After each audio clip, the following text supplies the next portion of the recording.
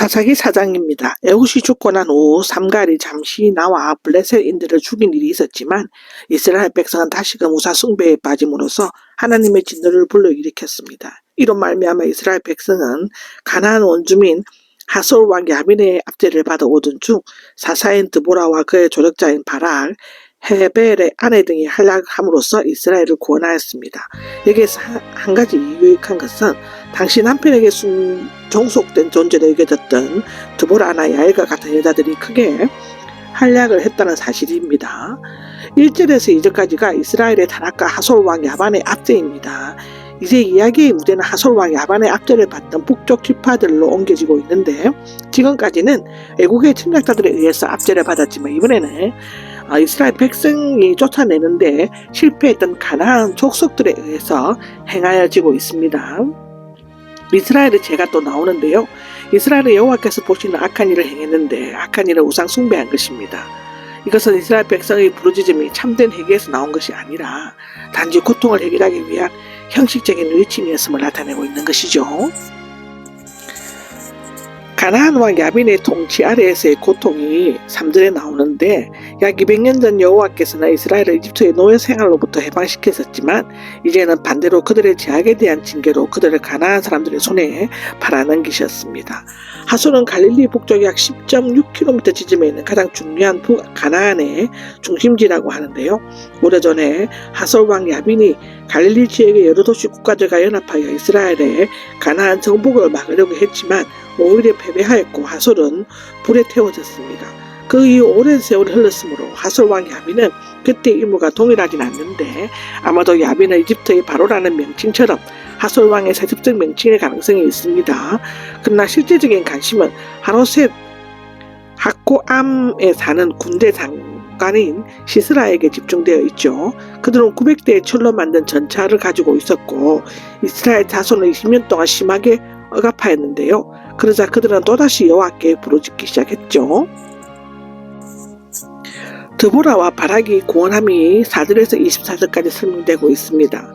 드보라의 지도력이 나오는데, 드보라는 꿀벌의 의미라는데요. 여자 예언자였으며 사사였습니다.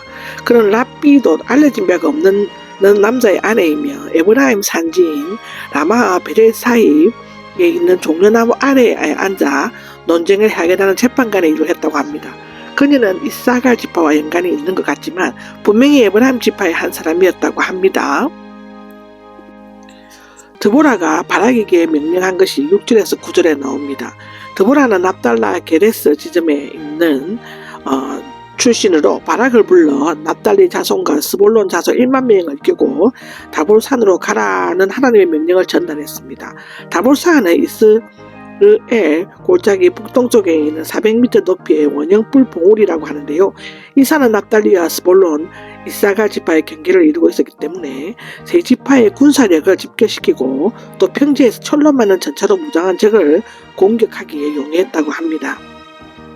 하나님께서는 바락에게 시스라와 그 많은 군대들을 내 손에 넘겨주겠다라고 하시고 그 말씀을 하심으로써 전쟁이 하나님의 주권적인 통치 아래 있음을 알게 되었습니다. 그러나 바락은 드보라가 함께 가지 않으면 안 가겠다는 조건부 대답을 했는데, 이것은 예언자가 함께 간다는 것이 바락과 그의 군사들에게 하나님의 인도하심을 확신시켜주는 효과가 있다고 믿었기 때문일 것입니다.